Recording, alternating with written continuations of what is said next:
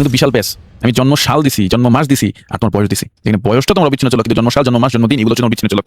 সাল কখনো হতে পারে না দশমিক, মাস কখনো হতে পারে না দশমিক, কিন্তু তোমার বয়স 15.5 বছর বলতে পারো, 15 বছর 6 মাস বলতে পারো। ঠিক আছে? প্রথম 9 নম্বর প্রশ্ন, এইটাও কিন্তু খুবই ইম্পর্টেন্ট, শুধুমাত্র কয়ের জন্য এবং সংক্ষিপ্ত প্রশ্নের জন্য। এমসিকিউতে এমসিকিউতে তো প্রচুর আসে, দুঃখিত।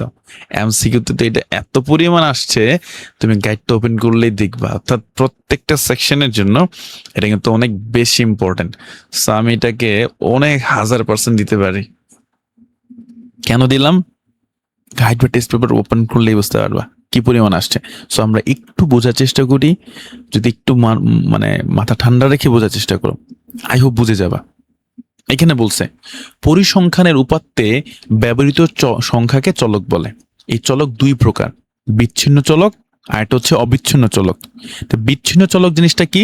যে চলকের মান শুধুমাত্র পূর্ণ সংখ্যা হয়। খুব ইম্পর্টেন্ট একটা কথা বলছে, যে চলকের মান শুধুমাত্র পূর্ণ সংখ্যা হয় তা বিচ্ছিন্ন চলক। শুধুমাত্র পূর্ণ সংখ্যা বলতে কি? যে চলকের মান কখনোই ভগ্নাংশ হইতে পারে না, দশমিক হইতে পারে না। কিরকম? আচ্ছা বলো তো, আমি যদি বলি ওইখানে 9টা মানুষ আছে, আচ্ছা টোটালি একটা জায়গায় 10টা মানুষ আছে, যেখানে একটা মানুষের একটা পা নাই। 10টা মানুষের মধ্যে একটা মানুষের একটা পা নাই। তুমি কি বলবা স্যার ওইখানে 10.5 মানুষ আছে বা 9.7 মানুষ আছে? এটা কি বলা পসিবল? তোমার সিক্স সেন্সটা কি বলে বলো তো? যদিও একটা মানুষের পা নাই, কিন্তু তুমি তো তাকে পূর্ণাঙ্গ মানুষ হিসেবেই ধরবা, তাই না?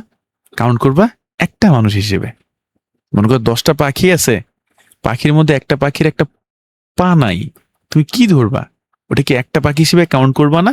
নাকি বলবা যে 4.5টা পাখি আছে? এটা কিন্তু বলা হয় না, কথা বুঝছো? অর্থাৎ কোনো কিছু গণনার ক্ষেত্রে, কোনো কিছু সংখ্যা গণনা করার ক্ষেত্রে কখনোই পূর্ণ ভগ্নাংশ বা দশমিক আকারে প্রকাশ করা সম্ভব হয় না, প্রকাশ করা যায় না বা করা হয় না।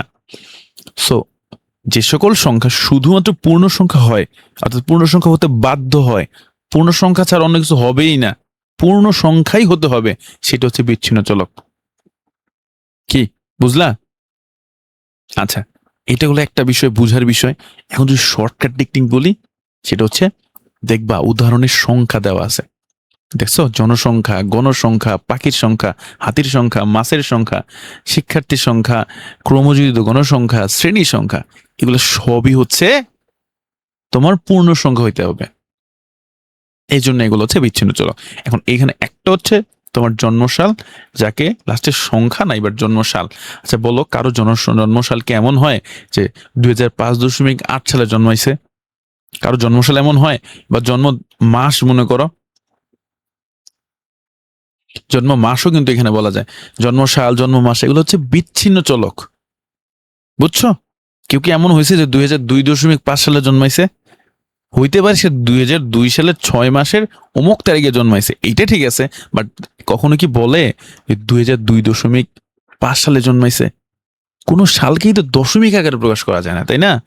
তো জন্ম সাল, জন্ম মাস, জন্মদিন, যে জন্মদিন বলে, তাহলে সেটা হচ্ছে তোমার বিচ্ছিন্ন চলক।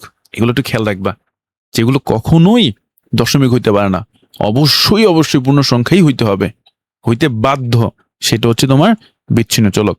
চলে যায় অবিচ্ছিন্ন চলক। এখানে বলছে যে সকল চলকের মান যে কোনো বাস্তব সংখ্যা হতে পারে। কি বলছে? যে কোনো বাস্তব সংখ্যা। মানে কি? সে পূর্ণ সংখ্যা হইতে পারবে, শূন্য হইতে পারবে, ভগ্নাংশ হইতে পারবে। পূর্ণ সংখ্যা হইতে পারবে, শূন্য হইতে পারবে, ভগ্নাংশ হইতে পারবে। তিনটাই হওয়ার পূর্ণ স্বাধীনতা রাখে সে। সেগুলো হচ্ছে অবিচ্ছিন্ন চলক।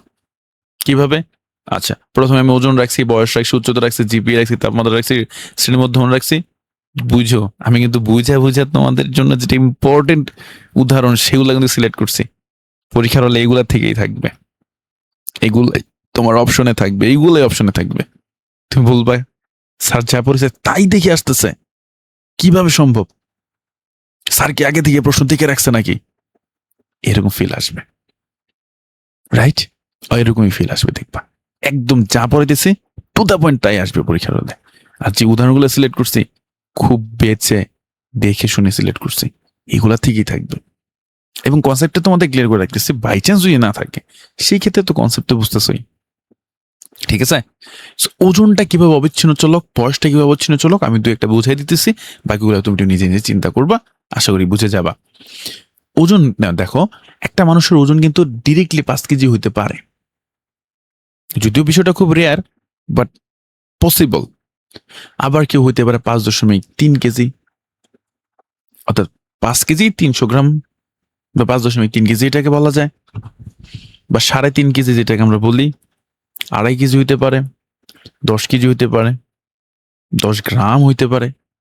তাহলে কি ওজন কি পূর্ণ সংখ্যা হইতে পারতেছে? আচ্ছা, এমন কিছু আছে যেটা 0 কেজি? কিছু নাই মনে হয়, না? মাঝে মাঝে তুমি তোমার পাল্লা পাথরে অথবা বর্তমান ডিজিটাল যে মেশিন গুলো আছে, এটা সামান্য করে তুলে দিবা, তবে 0 গ্রাম লেখা থাকবে, মানে সে 1 গ্রামও বোঝাইতে পারে নাই, বুঝছো? তা হইতে পারে আর কি, হোয়াট এভার। সো যাই হোক, তোমার দশমিক এবং পূর্ণ সংখ্যা দুইটাই হইতে পারে এমন সংখ্যাগুলোরে বলা হয় অবিচ্ছিন্ন চলক। তোমার বয়স, বলো, বয়স কি আজকে তোমার জন্মদিন হলে ডিরেক্টলি তোমার বয়স হচ্ছে 15 বছর, কালকে তোমার বয়স হচ্ছে 15.15 বছর, একদিন হয়ে গেল না দশমিক? এটা পূর্ণ সংখ্যা হইতে পারে, আবার কি বলে, এখানে কিন্তু বিশাল প্যাচ, আমি জন্ম সাল দিছি, জন্ম মাস দিছি, আর তোমার বয়স দিছি, যেখানে বয়সটা তোমার অবিচ্ছিন্ন চলক, কিন্তু জন্ম সাল, জন্ম মাস, জন্মদিন এগুলো হচ্ছে তোমার বিচ্ছিন্ন চলক। সাল কখনো হইতে পারে না দশমিক, মাস কখনো হইতে পারে না দশমিক, কিন্তু তোমার বয়স, তোমার বয়স 15.5 বছর বলতে পারো, 15 বছর 6 মাস বলতে পারো, ঠিক আছে? তোমার বয়সটা কিন্তু অবিচ্ছিন্ন চলক, এটা একটু খেয়াল রাখবে। উচ্চতা ডিরেক্টলি 5 ফিট হইতে পারে, কেউ 5 ফিট 6 ইঞ্চি হইতে হইতে পারে না। জিপিএ, কেউ জিপিএ 5 পাইতেছে, কেউ 4.6 পাইতেছে, সেগুলোও তোমার পূর্ণ সংখ্যা এবং ভগ্নাংশ দুইটাই হতে পারে। তো এইভাবে আশা করি তোমরা অবিচ্ছিন্ন ও বিচ্ছিন্নের মধ্যে পার্থক্যটা বুঝতে পারছো, এবং শর্টকাট হইতেছে লাস্টে সংখ্যা থাকলেই ধরে রাখবা সেটা হচ্ছে বিচ্ছিন্ন চলক, সংখ্যা না থাকলে অবিচ্ছিন্ন। কিছু একটু ব্যতিক্রম আছে, এটা একটু খেয়াল রাখবা। জন্মসাল যেটা ব্যতিক্রম, এটাতে তো আরো বেশি পসিবিলিটি থাকে, আমি তো যেটা যেটা ব্যতিক্রম সেটা ধরাই দিলাম।